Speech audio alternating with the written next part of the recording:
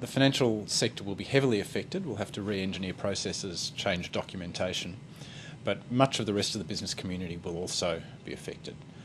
People who supply goods on any kind of vendor or credit terms, almost anyone who's a borrower, all sorts of transactions that no one has thought of as security interest in the past will be caught up.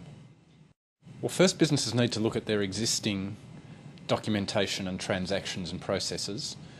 They need to determine whether the legislation will catch things that currently aren't caught, whether there are contracts they have that will now be security interests and will now need to be registered in order to be protected. Second, if they do have such things, they'll need to change the terms of their standard contracts.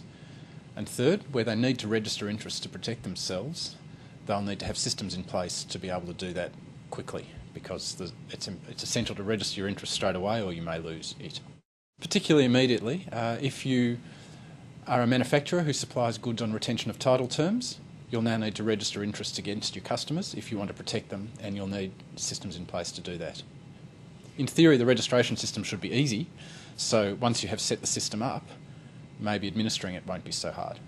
If we look at how prepared the Australian business community is for this legislation, the financial sector seems well prepared, getting on top of it, setting up the necessary processes.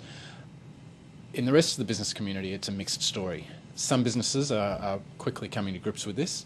Some who are used to it, perhaps in New Zealand, are able to benefit from that experience. Others are still definitely in the early days of coming to grips with it. The New Zealand experience was that banks, by the time it came into force, were well on top of everything, but others in the business community weren't, and we expect to see a repetition of that here. The overall significance to business depends a lot on the sector you're in, but an overriding theme is there will be a registration system for interests which lets you protect yourself. And in some ways that's a benefit. You can have your interest made public as, say, a seller of goods on retention of title terms, and because people know about it, in some ways it will be more secure.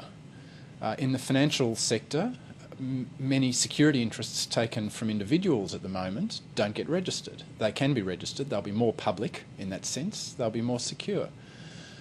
As against that, there'll be a lot of information to be ploughed through, and it won't always be easy to understand. The register is generally publicly accessible. You have to have a reason to search it, such as you're interested in dealing with the company. You can't just go and look out of idle curiosity. But generally speaking, anyone who's dealing with a company will be able to find out about all their security interests. It means a lot more information available, which is probably a blessing and a curse. If you're buying a company, you'll be able to check the public register and find out a lot about them. If you're lending to a company, a lot of what will show up isn't particularly important or will be hard to interpret.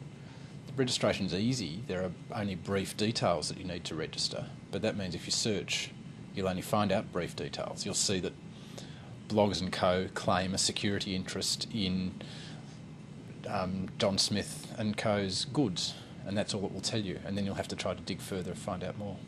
It's only a signpost to a lot of information. Then you'll have to go back and ask the company to give more detail about why there's interests are registered against it. Then the company has the right to go to its secured parties, to the banks and people it's given the security interests to, and if it doesn't have them, get copies. That means that banks and others who take security or retention of or manufacturers who sell on retention of title terms have to be prepared to answer these requests for information, often in quite tight timeframes. If a business is being sold in a tight time frame, you'll expect that the purchasers will want to know what everything on the register means, and yes, it's the financial institutions that can be asked to supply that, and they will need to turn it around in tight time frames. If you don't supply it when asked, the party who wants to see it can seek a court order requiring you to provide it, and ultimately if you don't provide it, you can lose the interest. The people who benefit from it are businesses who understand how the registration system works and make it work for them. So banks who can now register against categories of borrowers where they couldn't before. Currently we've got a great system that lets security interests be registered against companies easily and in a straightforward fashion. It doesn't work the same way for individuals. Some banks are quite happy that they'll be able to register their security interests taken from individuals in a more straightforward way. Manufacturers who supply on retention of title terms will be able to register their interests, make them publicly known.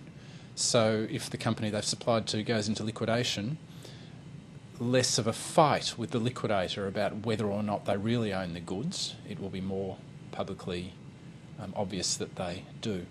First, everyone who borrows money has to pay attention to it.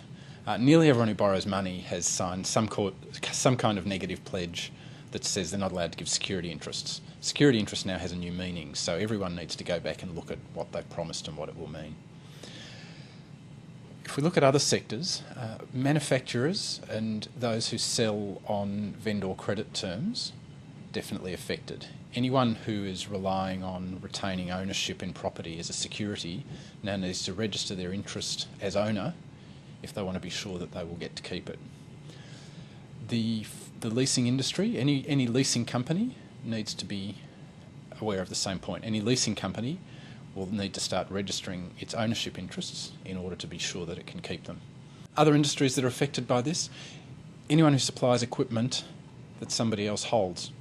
So media telco companies that supply, say, TV set-top boxes, they want to retain ownership, but they're left in someone else's possession. The interest needs to be registered, or it may be at danger of being lost. If you think about it, electricity or gas supply companies, they put their meters on other people's property, or they supply their electricity meters to other people. That may now be interpreted as a security interest, is in danger if it's not registered. They may seek some industry-wide exemption, but it's certainly an issue that needs to be addressed. The legislation is not retrospective. However, the registration system applies to security interests that already exist. The legislation comes into force from May 2011, and then there'll be a 2-year transition period, but the protection may not be perfect. There are things that people may need to do to protect their existing securities, and business should get onto that sooner rather than assuming that there is nothing that needs to be done for 2 years, even for existing security interests. What are some of the new securities that are now caught by the law? Selling on retention of title terms, long-term leases where anything over 1 year or an indefinite term is long-term. In the construction industry, arrangements to leave goods on site, perhaps various security for payment arrangements. Telco and IT field, people who supply equipment to others that they want to retain title in. Dealer floor plan arrangements, mining joint ventures with default remedies in them, and a large range of other transactions.